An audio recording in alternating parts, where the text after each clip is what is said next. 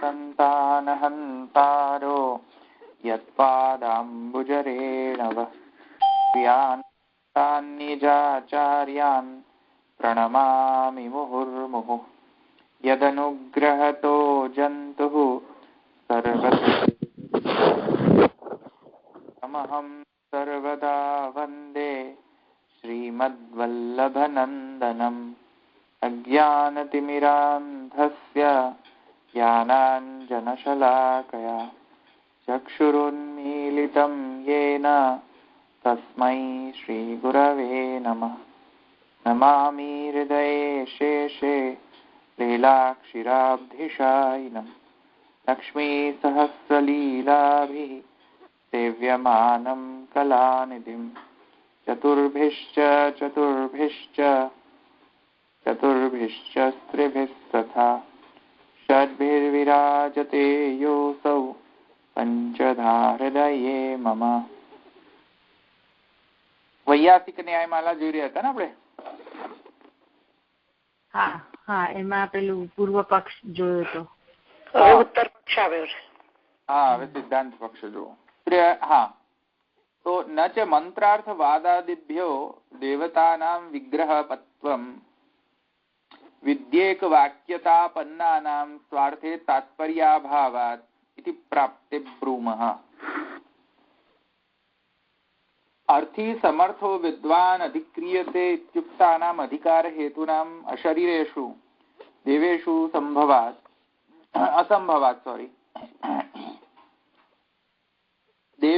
असंभवात् न च मंत्रार्थवादादिभ्यो देवतानां विग्रहवत्वं विद्येक वाक्यतापन्नानां स्वार्थे तात्पर्याभावात् इति प्राप्ते ब्रूमः. तो આપણે જોયું કે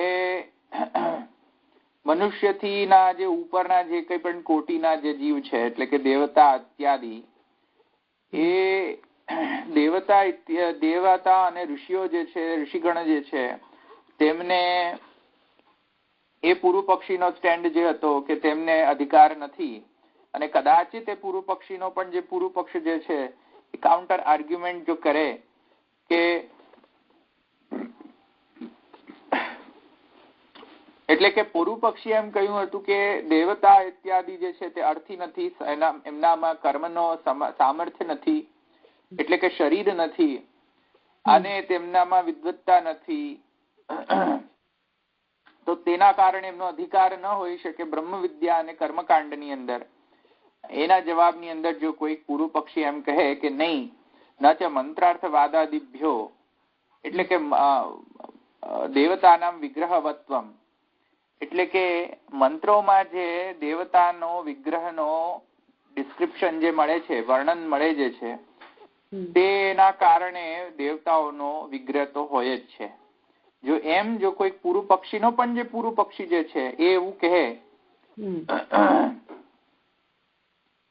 તો કહે છે કે નહીં, એવો અર્થવાદ જે છે એના કારણે આવું ગણવું જોઈએ નહીં. સમજમાં આવ્યું? એટલે કે અર્થવાદ, એક વાત સમજી લો, અર્થવાદ નો મતલબ છે કે જૈમિનીએ એમ કહ્યું કે સમગ્ર વેદનો તાત્પર્ય છે કર્મકાંડમાં. કર્મ કરવામાં સમગ્ર વેદનો તાત્પર્ય છે. હવે કર્મ કરવામાં જે જે વિધિ અને નિષેધ રૂપ જે વાક્ય જે છે વેદમાં, એ વિધિ નિષેધ રૂપ વાક્ય તો કર્મમાં પ્રવૃત્તિ અને અપ્રવૃત્તિ એના ડાયરેક્ટ રિલેશનમાં કહેવામાં આવતા સ્ટેટમેન્ટ છે તો સમજાય. પણ જે વિધિ પણ ના હોય ને નિષેધ પણ ના હોય, કોઈક વર્ણનાત્મક સ્ટેટમેન્ટ હોય વેદમાં, તો એને શું માનવું? એવો જો જૈમિનીને પ્રશ્ન આવે તો જૈમિની એવું કહ્યું કે નહીં, એ બધા જે વર્ણનાત્મક સ્ટેટમેન્ટ વેદના જે છે એટલે કે જ્ઞાનકાંડ, એ બધાનો વર્ણનમાં તાત્પર્ય એટલે કે જ્ઞાનકાંડ પણ અને સંહિતા એટલે કલેક્શન ઓફ મંત્રોનું કલેક્શન જે હોય એને સંહિતા કહેવાય. તો ઋગ સંહિતા જે છે એમાં પણ ઘણા બધા દેવી દેવતાઓનો સ્તુતિ મળે છે, મંત્ર મળે છે. અને એ સંહિતાની અંદર કેમ કે ઘણા બધા દેવી દેવતાઓની સ્તુતિ મળે છે. હવે સ્તુતિમાં તો બધું એવું જ લખેલું હોય ને, શરીર ના સાપેક્ષથી. તો એ બધા જે સ્તુતિમાં જે મનુષ્યના આકારધારી દેવતાઓના શરીરોનું વર્ણન જે ત્યાં કરવામાં આવ્યું છે ઋક સંહિતા ઇત્યાદિમાં, ત્યાં જૈમિનીને આપત્તિ આવી કે તો પછી જો બધાએ સમગ્ર વેદનો તાત્પર્ય જો કર્મમાં હોય તો આ મંત્રોનું શું સ્થાન? મંત્રો શા માટે કહેવામાં આવ્યા? એટલે સ્તુતિ કેમ કરવામાં આવી? આવે સમજમાં? રાઈટ.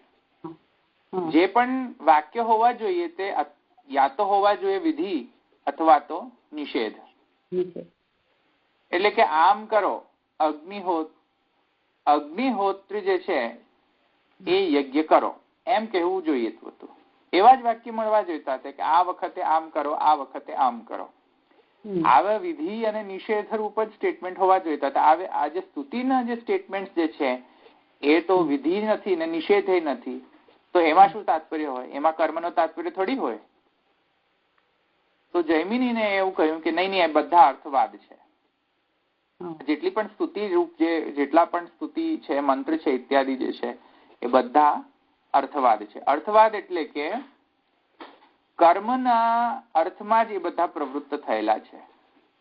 કોઈક પ્રકારથી એ મંત્રોનો તાત્પર્ય કર્મમાં પ્રવૃત્ત કરાવવું મનુષ્યને, એમ તાત્પર્યથી એ બધા મૂકેલા છે. બધા જ પ્રવૃત્ત થયેલા છે બધા મંત્રો, સ્તુતિ ઇત્યાદિ. એટલે કે આત્મા વારે શ્રોતવ્યો, દ્રષ્ટવ્યો, મંતવ્યો, નિધિધ્યાસિતવ્યો ઇત્યાદિ જે છે એમાં પણ ડાયરેક્ટલી કહેવામાં નથી આવ્યું કે આત્મા નું ભજન કરો, સ્મરણ કરો, નિધિધ્યાસન કરો ઇત્યાદિ, શ્રવણ કરો, મનન કરો, નિધિધ્યાસન કરો, એવું ડાયરેક્ટલી નથી કહ્યું. એમ કહ્યું છે કે આત્મા જાણવા લાયક છે, આત્મા શ્રવણ કરવા લાયક છે, આત્મા નિધિધ્યાસન કરવા લાયક છે. હવે એ તો તમારી પર ડિપેન્ડન્ટ છે ને કે લાયક છે એટલે તમારે કરવું જોઈએ. ઇનડાયરેક્ટલી કહી દીધું છે. એટલે જૈમિની એમ કહે છે કે સમગ્ર વેદમાં એ વર્ણનાત્મક હોય કે વિદ્યાત્મક હોય, બધાય સ્ટેટમેન્ટ વેદના એમ બધાયનો તાત્પર્ય એક જ છે. અને એ કયો છે? કર્મ, કર્મકાંડ. કર્મમાં જ બધાય સમગ્ર વેદનો તાત્પર્ય છે. આટલું સમજમાં આવ્યું? હા. હવે એના અગેન્સ્ટ એટલે કે જૈમિની એમ કહે છે કે અન્યને તો અધિકાર છે નહીં. કેમ નથી અધિકાર? કેમ કે સામર્થ્ય નથી દેવતામાં. દેવતાનું સામર્થ્ય એટલે કે શરીર નથી, ભૌતિક શરીર નથી. હવે અને જૈમિની એનું નિવારણ કેવી રીતે કર્યો કે કોઈક એમ કહે કે નહીં, આ મંત્રોમાં તો ચોખ્ખું શરીરનું વર્ણન છે, બધા દેવી દેવતાઓનો મુખનું વર્ણન છે, હસ્તનું વર્ણન છે, પાદનું વર્ણન છે, ઘણા બધાનું વર્ણન છે, અંગ પ્રત્યંગોનું વર્ણન છે, તો ત્યાં તો શરીર છે. તો ત્યારે જૈમિની કહે છે નહીં, બધા અર્થવાદ છે. આટલું સમજમાં આવી ગયું ને? હવે અર્થવાદ ક્યાંથી આવ્યો? ખરેખર ન હોય પણ કોઈકને કશાકમાં પ્રવૃત્ત કરવું હોય તો એની પ્રશંસા કરે. હા, કેટલો બધો મહાન, કેટલો બધો મહાન. ખરેખર હોય જ નહીં કઈ પણ બીજાને એમાં પ્રવૃત્ત કરાવવું હોય ત્યારે પ્રશંસા કરીને એને ઇનડાયરેક્ટલી એનામાં પ્રવૃત્તિ કરાવી દે. એને અર્થવાદ કહેવાય. ખરેખર ઇન્દ્રય ના હોય, ખરેખર પ્રજાપતિ ન હોય, કોઈ ન હોય, એની અંદર શું છે કે આને આમ કર્યું હતું તેથી આને આમ મળ્યું. એટલે તમને શું, મારે શું છે એની અંદર? પ્રજાપતિએ કર્યું બધું, કાં તો ઇન્દ્રએ કર્યું, એમાં મારે શું? મારે શું નહીં. એનાથી સમજવું પડે કે એને આવા બધા કર્યા કામ, તેથી હવે એને આમ થયું, તેથી હવે આપણે શું કરવું, એમાં બોધ લેવો કે નહીં, એ અર્થવાદ થયો. ખરેખર કઈ નહીં પણ એમાંથી બોધ લઈ લેવાનો, એને અર્થવાદ કહેવાય. એ જૈમિની કહે છે કે આ બધા મંત્રો જે છે અર્થવાદ છે, કર્મમાં સહાયક છે, કર્મમાં જ તાત્પર્યભૂત છે આ બધા જ. આ જૈમિની મત છે.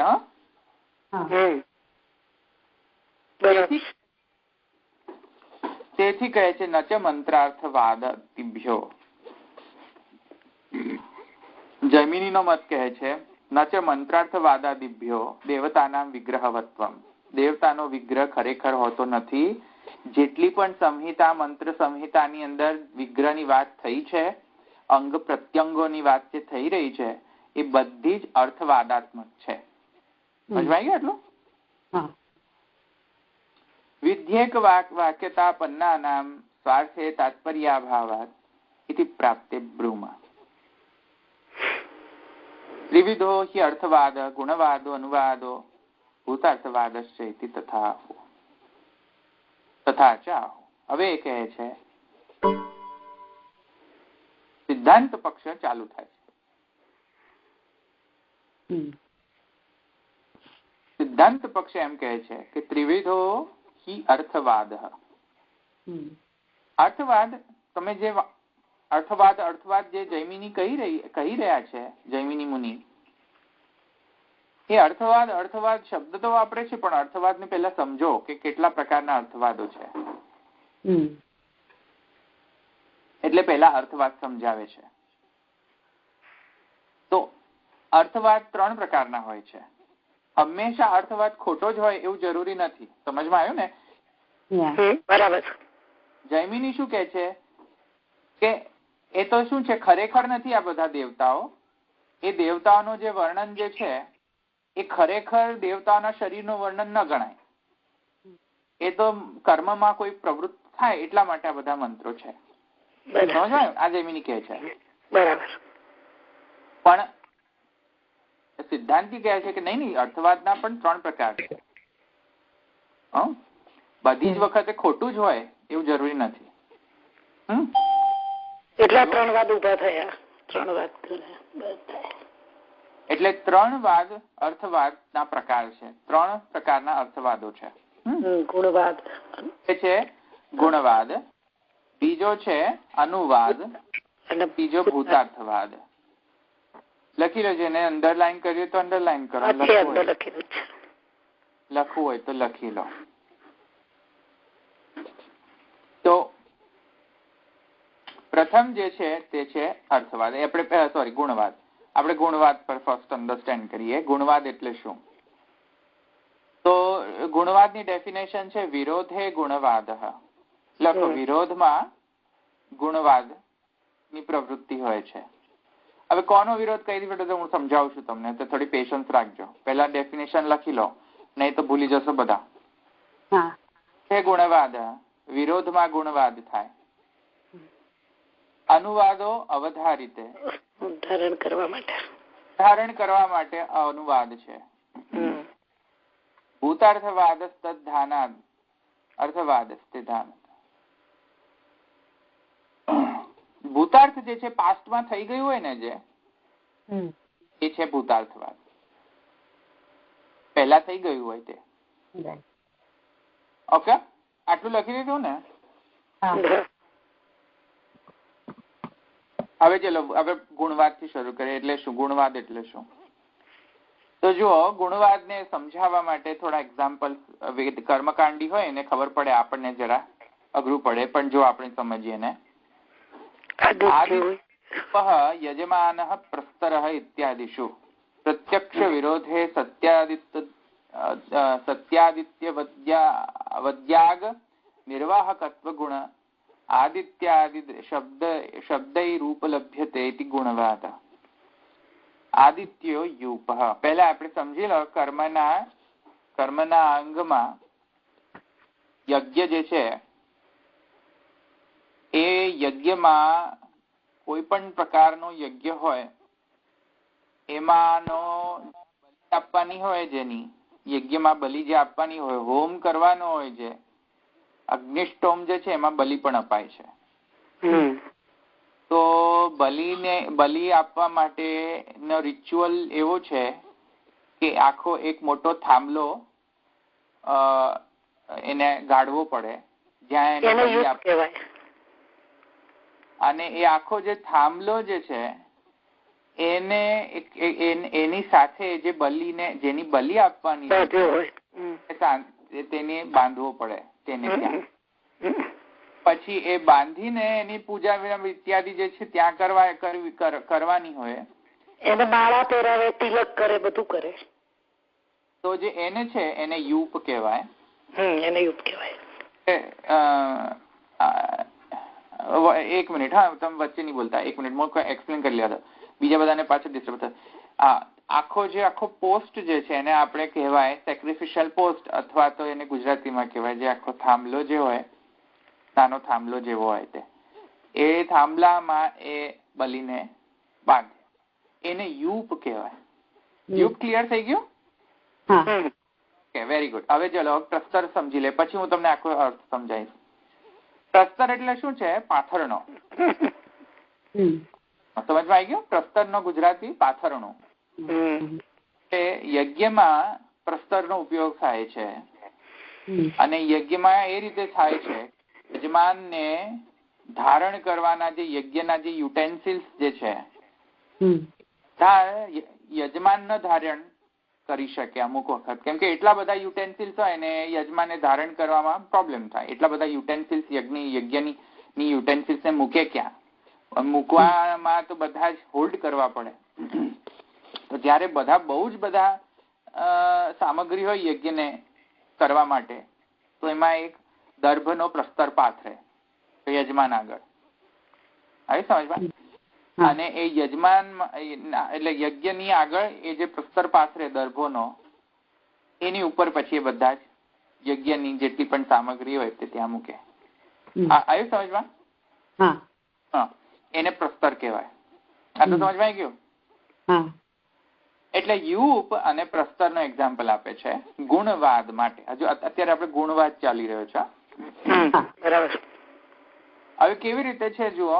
આદિત્યો યુપ એક ફર્સ્ટ એક્ઝામ્પલ, અને બીજો એક્ઝામ્પલ છે યજમાન પ્રસ્તર. ઓકે, આ સેકન્ડ એક્ઝામ્પલ. ફર્સ્ટ આદિત્યો યુપ.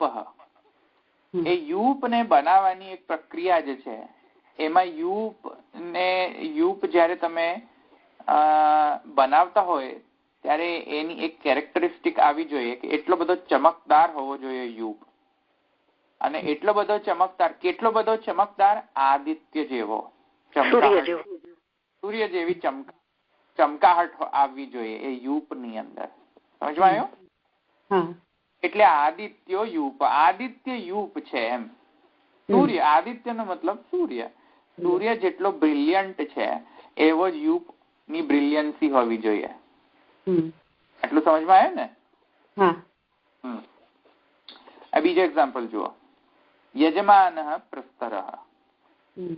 યજમાન જે છે ખરેખર તો પેલો જે ધારણ, જે વેદમાં જે સામગ્રી ધારણ કરનાર તો યજમાન જ હોવો જોઈએ, બીજો કોઈ ન હોવો જોઈએ ખરેખરમાં તો.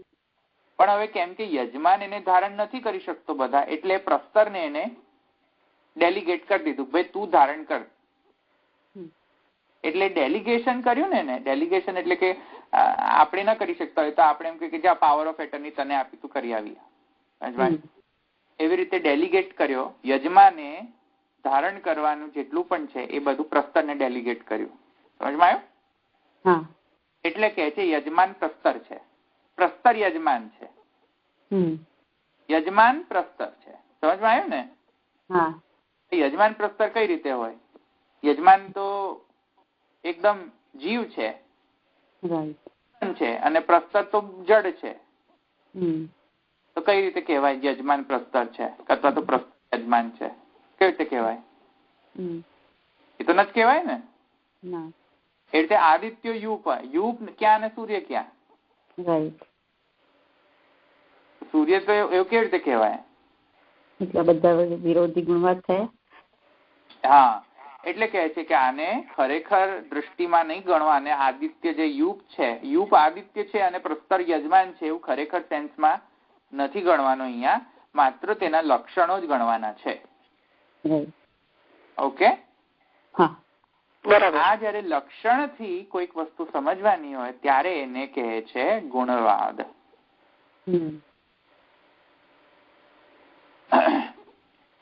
બીજા બધાને ખ્યાલ આવે છે કે નથી આવતો? આવે છે. ક્યાં ગયું? આદિત્યો યુપ યજમાન પ્રસ્તર ઇત્યાદિશુ. ઘણા બધા એવા એક્ઝામ્પલ્સ કર્મકાંડમાં મળે છે. ત્યાં કહે છે પ્રત્યક્ષ વિરોધ. આ વિરોધમાં ગુણવાદ. એ વિરોધ કયો વિરોધ? હવે એનો હું તમને કહું. પ્રત્યક્ષ વિરોધમાં કયો વિરોધ? પ્રત્યક્ષ વિરોધ. એટલે આપણામાં ઘણા બધા પ્રમાણની વ્યવસ્થા આપેલી છે, મનુષ્યમાં અને બીજા બધા પ્રાણીઓમાં ઘણી બધી પ્રમાણ આપેલી છે. એમાંની એક પ્રમાણની વ્યવસ્થા છે પ્રત્યક્ષ પ્રમાણની વ્યવસ્થા. એટલે કે આપણા કર્મેન્દ્રિય, જ્ઞાનેન્દ્રિય ઇત્યાદિ અંદર આપણા જે પ્રત્યક્ષ જે પ્રમાણના જે ઇન્સ્ટ્રુમેન્ટ જે છે જ્ઞાનેન્દ્રિય અને કર્મેન્દ્રિય ઇત્યાદિ, એનાથી તો આ વાત વિરુદ્ધ જ લાગે છે ને. આદિત્યો યુપ કોઈ દિવસ પોસિબલ છે? યજમાન પ્રસ્તર પોસિબલ છે? આંખે જોઈ રહ્યા છે કે પ્રસ્તર જડ છે અને યજમાન ચેતના છે. કઈ રીતે હોય કે પ્રસ્તર યજમાન? કેવી રીતે કહેવાય? તો પ્રત્યક્ષ થી તો વિરોધ થઈ ગયો ને. આપણા જે પ્રમાણોનો જે પ્રત્યક્ષ પ્રમાણોનો જે ઇન્સ્ટ્રુમેન્ટ છે તેનાથી તો વિરુદ્ધ જતી વાત કહે છે વેદ.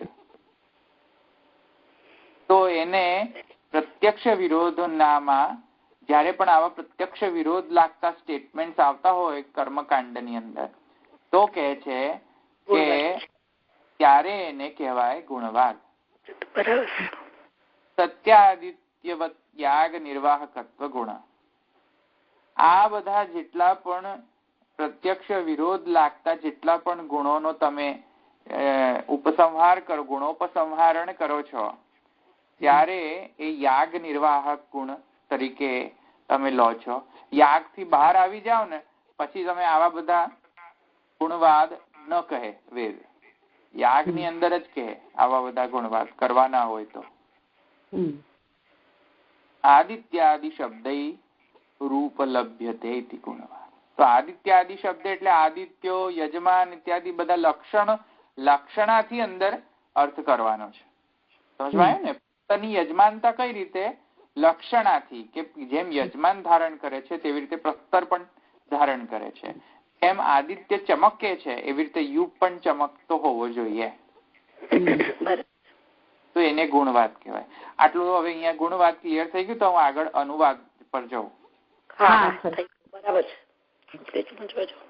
હવે જો અનુવાદ છે અવધારિતે અનુવાદો. તો અનુવાદ કોને કહેવાય? અગ્નિર હિમસ્ય ભેષજમ વાયુર્વૈ ક્ષેપિષ્ઠેત્યેવમ આદિષુ માનાંતર સિદ્ધાર્થત્વાદિત્વાદ અનુવાદિત્વમ તયોરુભયોઃ સ્વાર્થે તાત્પર્યાભાવાત.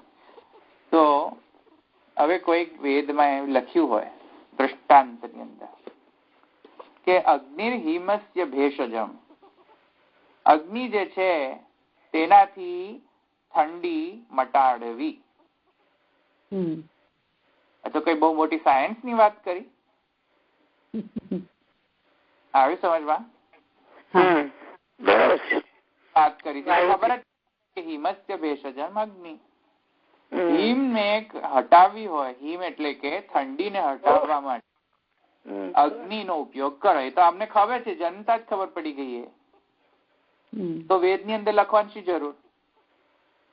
વેદ ને કહેવાની શી જરૂર? આ વાયુર્વૈ ક્ષેપિષ્ઠે ખબર ક્ષેપિષ્ઠે વાયુ જે છે ઉડાવીને એકદમ લઈ જાય છે. હવે અમને ખબર છે ભાઈ, આ તો થોડી કહેવાની વાત હોય, આ જ્ઞાનની વાત નથી. તો કહે છે કે વેદમાં આવા બધા જે સ્ટેટમેન્ટ છે અગ્નિર હિમસ્ય ભેષજમ ઇત્યાદિ જે છે એ બધા માનાંતર સિદ્ધાર્થત્વાદ છે. એટલે કે એ બધા અનુવાદ છે, ગુણવાદે નથી, અનુવાદ છે. એટલે તમને ખબર છે છતાં એને કહે છે. અનુવાદ એટલે શું? રિપીટેશન, રિપીટ કરવું કોઈક વસ્તુને. સમજમાં આવી ગયું ને? હા. એટલે એમાં જયારે કોઈ રિપીટેશન હોય એમાંથી શું વધારે જ્ઞાન મળે? કોઈ ના મળે, પણ છે જસ્ટ રિપીટેશન છે. That's okay. રિપીટ છે, રિપીટેશન છે. રિપીટેશનમાં જ્ઞાન ન મળે. જ્ઞાન ક્યારે મળે? જયારે ખબર ન હોય ત્યારે અને કોઈ કહે ત્યારે જ્ઞાન થાય, પ્રમાણ બને ને કોઈ વસ્તુ. અહીંયા તો પ્રમાણ બની જ નથી શકતું. રિપીટેશન પ્રમાણ કઈ રીતે બને? જયારે તમને ઓલરેડી ખબર હોય, તમારામાં પ્રમેય સિદ્ધ હોય, પછી એની એ જ વસ્તુને ફરી પાછી એમ કહો કે આ પ્રમાણ છે. અરે ભાઈ, અમને પહેલેથી ખબર છે કે હિમસ્ય ભેષજમ. એમાં ગુણવાદ પણ ન કહેવાય. સમજમાં આવે છે ને? કેમ કે ત્યાં કોઈ પણ પ્રકારનો વિરોધ આભાસ નથી. વિરોધાભાસ નથી. ગુણવાદમાં તો વિરોધાભાસ આવે. પ્રત્યક્ષ વિરોધ હોય તો ગુણવાદ કહેવાય. પ્રત્યક્ષ વિરોધ હોય જ નહીં. આ તો તદ્દન બરાબર જ છે. જે આપણે માનીએ છીએ એ જ કહે છે. અગ્નિર્હિમસ્ય ભેષજમ. બરાબર છે, કોઈ પણ વિરોધ નથી અહીંયા. બરાબર. આયુર્વૈ પૃષ્ઠે કોઈ પણ વિરોધ નથી, અમને ખબર છે. છતાંય કહેવાનો મતલબ છે કે આ જસ્ટ અહીં સમજમાં, એમાં કોઈ પણ પ્રકારની એડિશનલ નોલેજ મળતો નથી. આટલું સમજ આવી ગયું? હવે અનુવાદ. ઓલરાઈટ. હવે નેક્સ્ટ. કોઈને વચ્ચે સમજ ના પડતી હોય તો પછી કહેજો. હવે જો થર્ડ જે છે એ છે ભૂતાર્થવાદ. ભૂતાર્થવાદ કઈ રીતે સમજાય? ઇન્દ્રો આપે છે ઇન્દ્રો વૃત્રાય વ્રજમ ઉદયત ઇત્યાદિષુ વિરુદ્ધેષુ અનનુવાદેષુ ભૂતાર્થેષુ સહ પ્રામાણ્યાત એવ સ્વાર્થે તાત્પર્યસ્ય નિવારયિતુમ અશક્યત્વાદ ઇત્યાદિ. પછી સમજાઈશું તમને. તો વેદમાં ઘણી વખત વર્ણન આવે છે કે ઇન્દ્રે વૃત્રને મારવા માટે વ્રજ ઉઠાવ્યું. ઇન્દ્રો વૃત્રાય વજ્રમ ઉદયચ્છત. તો ઇન્દ્રે વૃત્તને મારવા માટે વજ્ર ઉઠાવ્યું. આ સ્ટેટમેન્ટ જે છે એ ગુણવાદમાં પણ નહીં આવે, કેમ કે ત્યાં પ્રત્યક્ષ વિરોધ ઇત્યાદિ છે જ નહીં. અને તમે જો વિરોધ પ્રકટ પણ કરો તો કઈ રીતે પ્રકટ કરો? આ તો પાસ્ટ ટેન્સ છે. ઉદયચ્છત છે, જો પાસ્ટ ટેન્સ છે સંસ્કૃતના હિસાબથી. આવ્યું ને સમજમાં? ઉઠાવ્યો હતો, આ પાસ્ટ ટેન્સ છે. પ્રેઝન્ટ ટેન્સ પાસ્ટ ટેન્સ છે. તો કોઈ વસ્તુ ટેન્સમાં તો તમે એને ક્વેશ્ચન કેવી રીતે કરી શકો? હું એમ કહું કે કાલે અમારા ઘરે આમ થયું હતું, તમે કોણ કરનાર? તમે એમ કહો કે ના એવું નતું થયું, પણ તમે હતા જ નહીં, તમે પાસ્ટ ટેન્સમાં હતા જ નહીં, તો તમે કેવી રીતે એનો પ્રત્યક્ષ વિરોધ કરી શકો? વિરોધ કરી શકો આ સ્ટેટમેન્ટનો?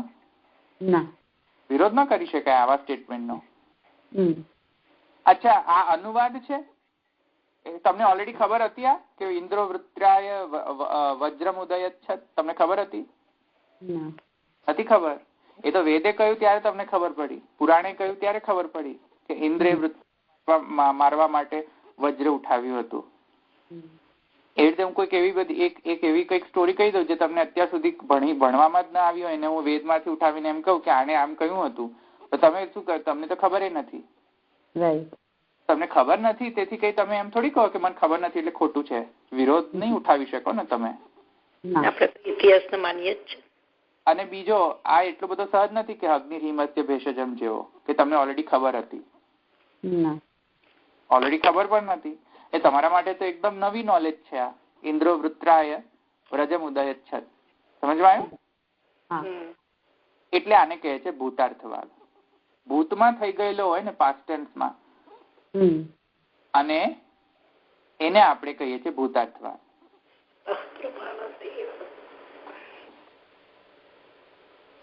તો જો ત્રણે ત્રણ અલગ છે.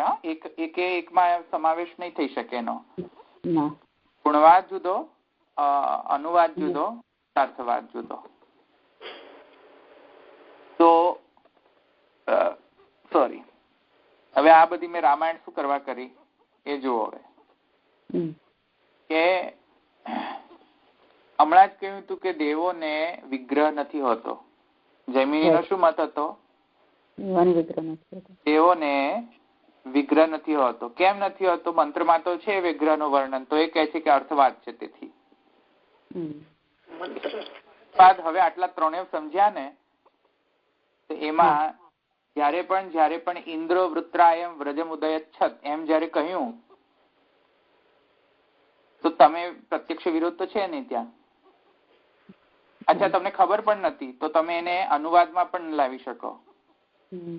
શેમાં આવશે? દેવોને શરીર વિગ્રહ છે એ કયામાં આવશે? ભૂતાર્થવાદમાં આવશે.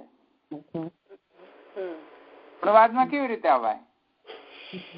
ગુણવાદ તો ત્યારે પ્રવૃત્ત થાય જયારે વિરોધ હોય ત્યારે. અહીંયા કયો વિરોધ છે? અહીંયા કોનો વિરોધ છે? કોઈનો વિરોધ નથી. ઇન્દ્રો વૃત્રાય વ્રજમુદયચ્છત, કોનો વિરોધ છે? કોઈનો વિરોધ નથી. તો આને ગુણવાદ કઈ રીતે કહી શકાય? ના કહી શકાય. ગુણવાદની અંદર, કેમ કે ગુણવાદની અંદર અડધું સાચું હોય ને અડધું ખોટું હોય. સમજમાં આવ્યું? ગુણવાદ કરો ને કોઈનો તો અડધું સાચું હોય અડધું ખોટું હોય. 50% ટ્રુથ હોય 50% ફોલ્સ હોય સ્ટેટમેન્ટ. કેમ કે આદિત્ય યુપ આદિત્ય છે. 50% 100% રોંગ પણ નથી, હા, અને 100 સાચું પણ નથી પાછું. એવી રીતે યજમાન પ્રસ્તર 100% ખોટું છે, 100% સાચું છે ના. અહીં તો કોઈક વચ્ચેની સ્ટેટ છે એની. એવી રીતે તમે એમ કહી શકો ઇન્દ્રો વૃત્રાય વ્રજમુદયચ્છત તેની 100% વેલિડિટી એ નથી ને 100% ઇનવેલિડિટી એ નથી, એવું કહી શકો? એવું ના કહી શકાય. એના માટે થોડી કહી શકાય, કારણ કે તમને ખબર જ નથી, તમારા પ્રત્યક્ષ ગોચરમાં જ નથી આવતી એ વાત, તો તમે એને રેફ્યુટ કઈ રીતે કરી શકો કે ઇન્દ્રે વૃત્તના માટે વ્રજ ઉઠાવ્યું નહોતું એવું તમે કઈ રીતે કહી શકો? ઇન્દ્રના પાસે બેઠા હતા ત્યારે ઉઠાવ્યું તું તારે? તો કે છે કે તેથી કરીને જયારે આવા સ્ટેટમેન્ટ વિગ્રહ ના આવે કે ઐતિહ્ય મૂલક આવે, હિસ્ટોરિકલ પર્સ્પેક્ટિવ થી આવે, તો ભૂતાર્થવાદ જાણવો, કારણ કે ત્યાં પ્રત્યક્ષ વિરોધ નથી હોતો અને અનુવાદ પણ નથી હોતો. તેથી ભૂતાર્થવાદ છે. ભૂતાર્થવાદ જ્યાં જ્યાં આવે ત્યાં સ્વતઃ પ્રમાણથી એને સ્વીકાર કરવો જ પડશે. કરો તો વેદ જે છે એ તહેસ નહેસ થઈ જશે તમારો, જો સ્વતઃ પ્રમાણ્યત્વેન ભૂતાર્થવાદને ગ્રહણ નહીં કરો તો. એટલે કહે છે ભૂતાર્થવાદને સ્વતઃ પ્રમાણથી ગ્રહણ કરી લો તમે, તો પછી બધા દેવોનો વિગ્રહ છે એમ સિદ્ધ થઈ જશે. બરાબર. એમાં શું ગુણવાદ કરવાનો? પછી સમજવાય ગયું ને એટલું? તો કે છે કે તો કહે છે ઇત્યાદિષુ વિરુદ્ધેષુ અનનુવાદેષુ અવિરુદ્ધેષુ અનનુવાદેષુ. અનનુવાદેષુ પણ એટલે કે અનનુવાદમાં પણ એટલે કે અનુવાદમાં પણ એની ગતિ નથી અને વિરુદ્ધમાં પણ ગતિ નથી. એટલે ભૂતાર્થવાદમાં ગતિ છે. હા, એમાં ગતિ નથી. એટલે કહે છે તેથી કરીને કહે છે કે ભૂતાર્થવાદમાં ગતિ છે એની. ભૂતાર્થવાદમાં ગતિ હોવાના કારણે સ્વતઃ પ્રમાણ છે. ભૂતાર્થવાદ તો સ્વતઃ પ્રમાણ, હિસ્ટરી તો સ્વતઃ પ્રમાણ છે. ઐતિહ્ય જે છે એ સ્વતઃ પ્રમાણ છે. હિસ્ટ્રી ભણો તમે, તેને તમે ક્વેશ્ચન કરવા, એક વાર સમજો, તમારા બાપના બાપના બાપના બાપના બાપ હતા, એને તમે ક્વેશ્ચન કરો? માનવું જ પડે. માનવું જ પડશે. એમ તમે કહો કે મારા પરદાદા હતા કે નહીં એ ખબર નહીં, એવું કહી શકાય? અચ્છા, તમે જોયા છે ખરા? ના. તો તમે કઈ રીતે કહી શકો કે હતા? અરે ભાઈ સાહેબ, હતા એ હિસ્ટ્રીની વાત છે. હિસ્ટ્રી જે છે એ સ્વતઃ પ્રમાણ છે. ઇતિહાસ પ્રમાણે છે. હવે નહીં ગણો, હા તો પછી નહીં ગણો તો પછી બધામાં પછી શોધવા જાવ તમે એના મૂળ પ્રમાણ. પ્રમાણ લાવવાનું ક્યાંથી કે મારા પરદાદા હતા એનું પ્રમાણ લાવવાનું ક્યાંથી? સમજ આવ્યું? બધા પ્રત્યક્ષવાદીઓ એમ કહે છે કે જોયું તે સાચું. તમે એક વાત સમજાવો, તમે તમારી કિડની જોઈ છે? નથી જોઈ. અચ્છા, તમે જોયો છે? નથી જોયો. અચ્છા, તમે તમારા પરદાદાને જોયા છે? પરદાદાને નથી જોયા. અચ્છા, તો કેમ માનો છો પરદાદાને? પ્રત્યક્ષ પ્રમાણવાદીઓ તો ગયા ને પછી ત્યાં જ. કેટલું લોજિક દોડાવે છે. તો પદૈક, એક મિનિટ, ક્યાં ગયું? હા, તો ભૂતાર્થવાદેષુ સતત પ્રામાણ્યાદ એવ સ્વાર્થે તાત્પર્યસ્ય નિવારયિતુમ અશક્યત્વાत्. તેથી અહીંયા આવું કેવું યોગ્ય નથી કે દેવતાઓનો વિગ્રહ નથી. દેવતાનો વિગ્રહ ના હોય તો ઉપર ઉઠાવવાનું કામ કોણ કરે? કોઈ ભૂત કરે? સમજવાય? તો કહે છે પદૈક વાક્યતયા સ્વાર્થે અવાંતરમ તાત્પર્યમ પ્રતિપાદ્ય પશ્ચાત વાક્ય એક વાક્યતયા વિધિષુ મહાતાત્પર્ય ભૂતાર્થવાદાઃ પ્રતિપદ્યતે અયમ ન્યાયો યોજ્ય. એટલે બેઝિકલી આમાં બહુ ટેકનિકલ ટર્મ્સમાં નથી જતો, પણ બેઝિકલી એ કહેવા માંગે છે કે બધું કઈ વિધિ નિષેધથી જ ના હોય. અમુક વખતે ભૂતાર્થવાદ પણ હોય. અને જયારે ભૂતાર્થવાદ હોય ત્યારે એને સતત પ્રમાણથી એને ટ્રુથ ગણી જ લેવું પડે, 100% ટ્રુથ. અને એવો જ નિયમ બધા જ મંત્રોમાં લાગુ પડવાનો છે. હવે જયારે બધા જ મંત્રોમાં ભૂતાર્થવાદનો નિયમ લાગુ પડે તો બધા જ મંત્ર ગુણવાદ થોડી થયા? માત્ર થોડી ગુણવાદ થયા મંત્રો. સમજમાં આવ્યું ને? તેથી કહે છે કે તેથી કરીને તથા ચ મંત્રાર્થવાદાદિવલવાત દેવાદિનામ વિગ્રહવત્વે સતી શ્રવણાદિષુ સામર્થ્યમ સુલભમ. એ કહે છે મંત્રાર્થવાદાદિવલવાત દેવાદિનામ વિગ્રહવત્વે સતી. તેથી કરીને અહીંયા સિદ્ધ થાય છે કે મંત્રમાં જે અર્થવાદના જે આક્ષેપો કરે છે એમાં ગુણવાદ અહીંયા આવી ન શકે. ભૂતાર્થવાદ ગણો તો કઈ વાંધો નથી.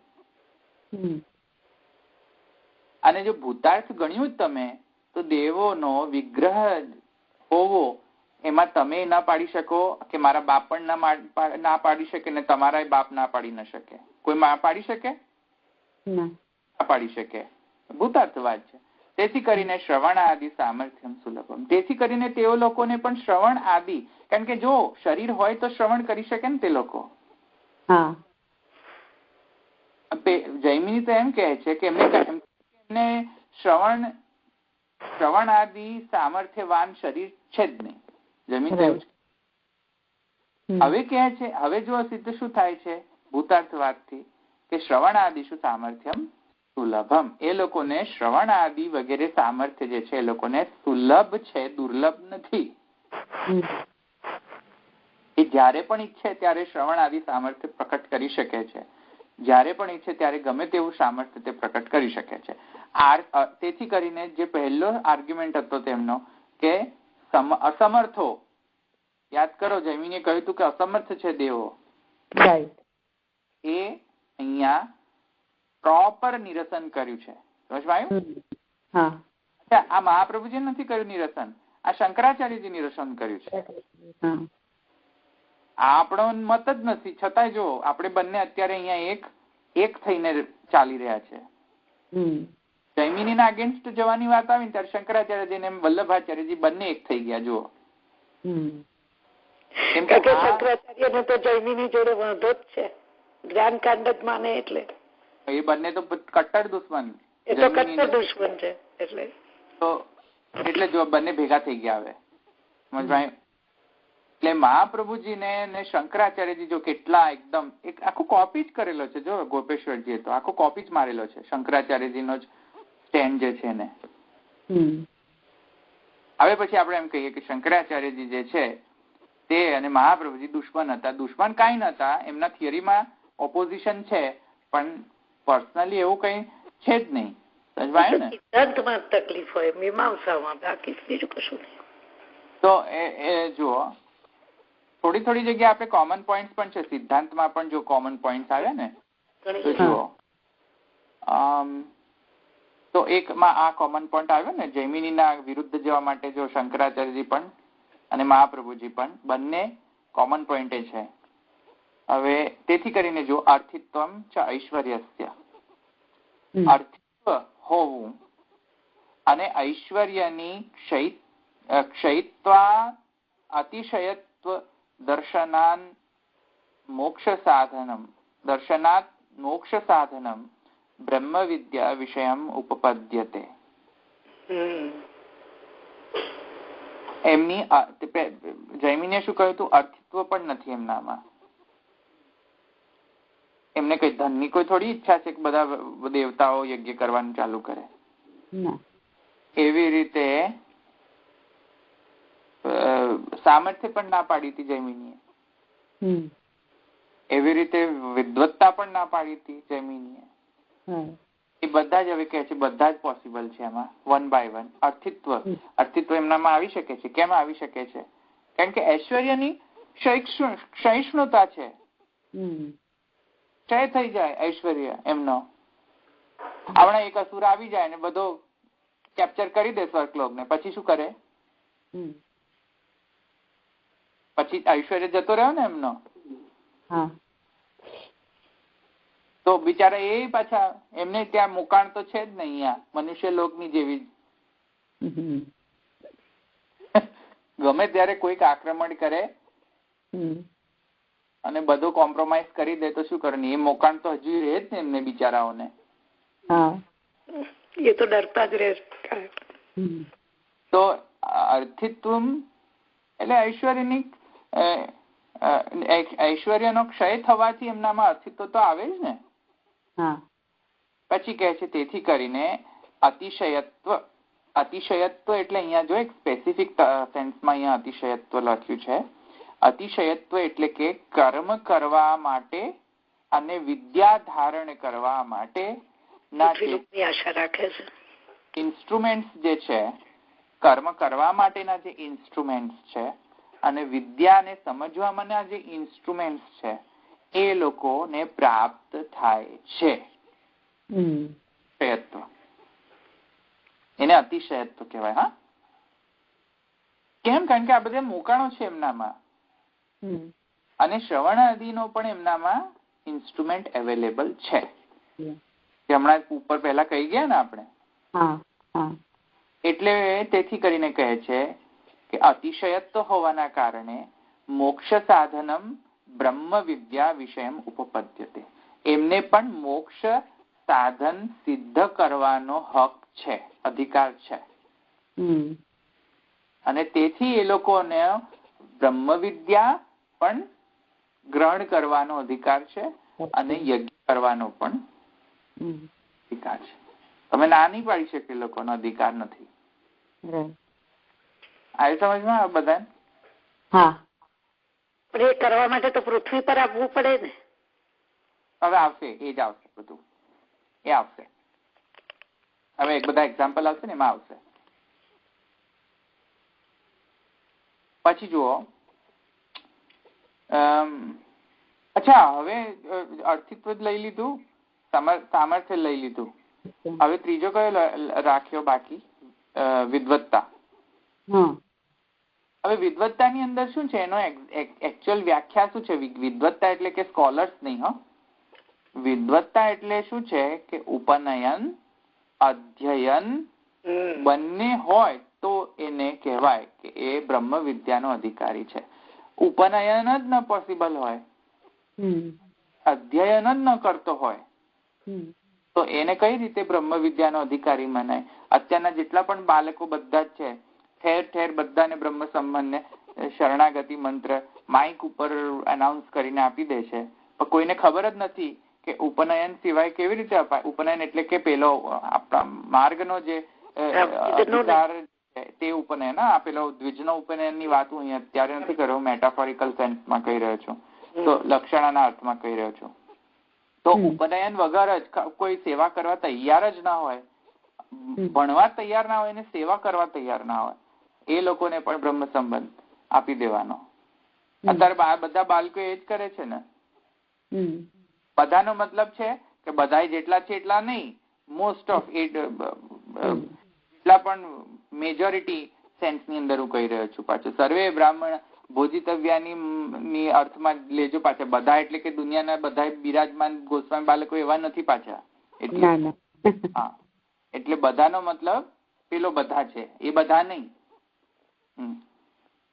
તો વિહતા ચ ઉપનયન અધ્યયન રહિતાનામપી સ્વયં ભાતવેદત્વાत् સુલભૈવ તસ્માદ દેવાદિનામ અધિકારો ન નિવારયિતુમ શક્ય નિર્ગુણ વિદ્યાયામ. એવું કહે છે કે શ્રુતિની વેદમાં એવા એટલા બધા એક્ઝામ્પલ મળે છે. વાક્ય સ્પષ્ટ રીતે કહે છે પ્રજાપતિને બ્રાહ્મણત્વ જન્મના સિદ્ધ છે, જન્મના. ઉપનયન સિદ્ધ છે. એમને ઉપનયન આપવાની જરૂર નથી, વિધિ કરવાની કોઈ જરૂર નથી, એમને ઉપનયન છે જ. બાય એટલે પ્રજાપતિ ને મનુષ્ય લોકમાં તો શું છે, જન્મના જાય તે શૂદ્રો. મનુષ્ય લોકમાં તો આ જ સિદ્ધ. મનુષ્ય લોકમાં શું સિદ્ધાંત છે, જન્મના જાય તે શૂદ્ર સંસ્કારા દ્વિજ ઉચ્યતે વેદાભ્યાસાદ વેદ વિપ્રો બ્રાહ્મણ સ્મૃત. લખો જેને ખબર ના હોય તે. પહેલા જન્મે ને કોઈ પણ જન્મે, કોઈ પણ ફેમિલીમાં, શુક્લ ફેમિલીમાં જન્મે ને ગોસ્વામી ફેમિલીમાં જન્મે ને ભંગીના ફેમિલીમાં જન્મે, જન્મના જાય તે શૂદ્ર. તો એ જન્મે છે એઝ અ શૂદ્ર જ. તમે ગોસ્વામી બાળકોની અંદર જન્મો કે કોઈ પણ જન્મો, પટેલ ની અંદર જન્મો, શાહ ની અંદર જન્મો કે ગમે તેની અંદર જન્મો, જન્મના જાય તે શૂદ્ર. શૂદ્ર જ છો તમે. જ્યાં જન્મ્યા ને તો શૂદ્ર જ છો. પહેલા વર્ણ તમારો શૂદ્ર છે ત્યાં. અચ્છા, ક્યારે પછી જોશે સંસ્કારા દ્વિજ ઉચ્યતે. જયારે તમને ઉપનયન થાય ને, સંસ્કાર, ઉપનયન સંસ્કાર થાય એના પછી જ એને દ્વિજ કહેવાય. અચ્છા, દ્વિજ નો મતલબ બ્રાહ્મણ નહીં. પછી એ કહે છે વેદાભ્યાસાદ વેદ વિપ્રો. વેદાભ્યાસાદ ભવેદ વિપ્રો. વેદાભ્યાસ પછી થાય છે તે વિપ્ર. જયારે સંસ્કાર મળી જાય, દ્વિજ થઈ જાય, દ્વિજ પછી વેદાભ્યાસમાં પ્રવૃત્ત થાય. સ્વાધ્યાયો ધ્યેતવ્ય જે છે એ જયારે કરતો થાય ત્યારે એને વિપ્ર કહેવાય. વિપ્ર એને કહેવાય.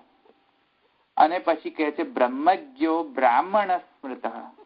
જયારે અધ્યયન પૂરું થાય અને પછી સ્વાધ્યાયો ધ્યેતવ્ય કોન્સ્ટન્ટલી થતું રહે અને જયારે બ્રહ્મજ્ઞ થાય ત્યારે બ્રહ્મજ્ઞ ને બ્રાહ્મણ કહેવાય. અચ્છા, તો હવે અત્યારે તો ચાલુ ખાતામાં આપણે કોને બ્રાહ્મણ કહીએ છીએ? અત્યારે બ્રાહ્મણ પુત્ર કહીએ છીએ. પાછળ સરનેમ જોઈએ કે શુક્લ છે, સાંચીહાર છે, સારસ્વત છે, હા બ્રાહ્મણ છે. અરે ભાઈ સાહેબ, એવું નથી. અહીંયા ટેકનિકલ ટર્મ્સ ની અંદર બ્રાહ્મણ એને કહેવાય જ નહીં. અચ્છા, ભાઈ લગ્ન ની પહેલા કઈ અત્યારે તો ઉપનયન કરાવતા હોય છે કે 21-22 વર્ષનો થાય એની પહેલા જ ઉપનયન કરતા હોય છે અમુક લોકો. તો પછી એ દ્વિજ જ ના કહેવાય, કારણ કે અષ્ટવર્ષમ બ્રાહ્મણમ ઉપનયિત તમ અધ્યાપયિત, એ જ ખોટું ઠરે છે ત્યાં. તો એનો જ તમે ફોલો નથી કરતા. અષ્ટવર્ષમ બ્રાહ્મણમ ઉપનયિત તમ અધ્યાપયિત. 8 વર્ષના બ્રાહ્મણ બાળકને ઉપનયન સંસ્કાર આપવો અને પછી અધ્યયન કરાવવું, અધ્યાપન કરવું. સમજાયું? 8 વર્ષના બાળકને અત્યારે કોણ આપે છે? લગ્નના આગલા દિવસે ઉપનયન આપે છે. તો કઈ રીતે આને કહેવાય? દ્વિજ ના કહેવાય. વેદાભ્યાસાદ ભવેદ વિપ્રો, એ તો કે પછી લગ્ન થઈ જાય પછી કોને ટાઈમ છે વેદાભ્યાસ કરવાનો? અને બ્રહ્મજ્ઞ બ્રાહ્મણ સ્મૃત, ઓહો, એ તો શું વાત કરી. તો બ્રાહ્મણ તો કહેવાય જ નહીં. સમજમાં આવ્યું? એટલે આ બધું ધ્યાનમાં રાખો. જન્મના જાયતે શૂદ્ર સંસ્કારાદ ઉચ્યતે વેદાભ્યાસાદ ભવેદ વિપ્રો બ્રહ્મજ્ઞો બ્રાહ્મણ સ્મૃતા. આ ચાર વસ્તુ સમજો પછી ખબર પડે કે આનો. હા, તો તેથી કરીને કહે છે કે નહીં, દેવતાઓને તો જન્મના ઉપનયન સંસ્કાર હોય છે. મનુષ્ય જેવો નહીં, જન્મ ના જાય તે શૂદ્ર. શાનો શૂદ્ર? પૃથ્વી પર તો જન્મતો નથી. જે વર્ણ ને આશ્રમ જે છે એ મનુષ્ય લોકના માટે છે. શાનો સમજમાં આવ્યું ને? પણ છતાંય કહે છે કે ના, તેમનો દ્વિજત્વ જે છે દ્વિજત્વ જે છે જન્મના છે. આટલું સમજમાં આવી ગયું? હા, બરાબર છે અંદર વેદમાં. એટલે પછી કહે છે તેથી કરીને અધ્યયન રહિતાનામ અપી સ્વયં. હા, એટલે એ કહે છે કે એમને અધ્યયન ઇત્યાદિ જે છે એની અપેક્ષા નથી, તે કરી શકે છે. એનામાં એ પ્રીરિક્વિઝિટ નથી, એ અધ્યયનમાં પ્રવૃત્ત થઈ શકે છે. કેમ કે એમને જન્મના જ ઉપનયન સંસ્કાર હોય છે, એટલે એ લોકો અધ્યયન કરી શકે છે. અધ્યયનમાં પ્રવૃત્ત થઈ શકે છે. એટલે એ લોકોનામાં સુલભતા એ દ્રષ્ટિએ છે. તસ્માત દેવાદિનામ અધિકારો ન નિવારયિતુમ. તેથી દેવનો અધિકારને નિવારણ કરી ન શકીએ. નિર્ગુણ વિદ્યા, નિર્ગુણ વિદ્યા પ્રાપ્ત કરવામાં આ બધો નિવારણ આપણે ન કરી શકીએ. એમનો અધિકાર છે. અતો નવીન મતેન અધિકરણમ. તેથી કરીને નવો જ અધિકરણથી આ બધું કહેવામાં આવેલું છે. કયો નવીન અધિકરણ? તદુપતર્ય પિત્યાધિકરણ. તેથી અધિકરણ છે. હવે સમજમાં ને? અધિકરણ કેમ છે? અધિકરણમાં વિષય જ નથી એવું કોઈ કહે તો એનો જવાબ અતો નવીન મતેન અધિકરણ. સમજવાયો?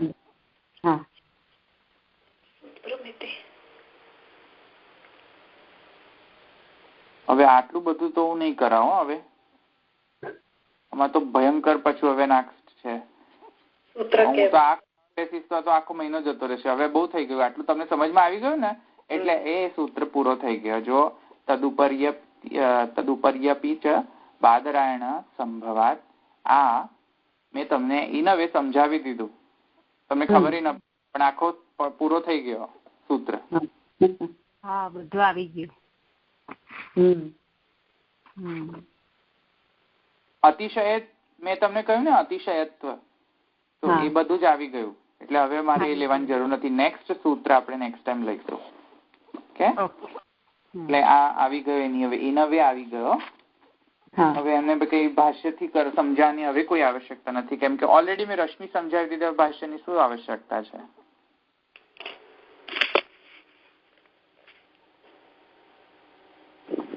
સૂત્ર 27 પછી આપણે કરશું. 27 તો બહુ ખાસ છે નહીં. હવે તમે સમજી ગયા ને બધો અર્થવાદ, એટલે હવે તમને આ સમજમાં આવી જશે.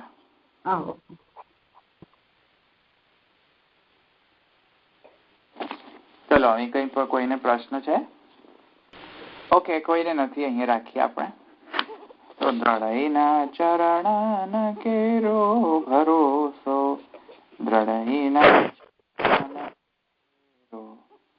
શ્રીવલ્લભ નખ ચંદ્ર છટાબીન સબ જગમાં જય તેરો ભરોસો, દ્રઢઈન ચરણ કેરો साधन और नहीं या कली में जातो निवेरो, सूर का कहे दिविदाधरो, बिना मोल को चेरो भरोસો, દ્રઢઈન ચરણ કેરો. શ્રી વલ્લભાધીશ की जय. श्री गोपीनाथ प्रभु चरण की जय. श्री साईं जी परम दयाल हमने महारानी की जय. श्री द्वारिकाधीश की जय. वैष्णव जय श्री कृष्ण. जय श्री कृष्ण. जय श्री कृष्ण. जय श्री कृष्ण.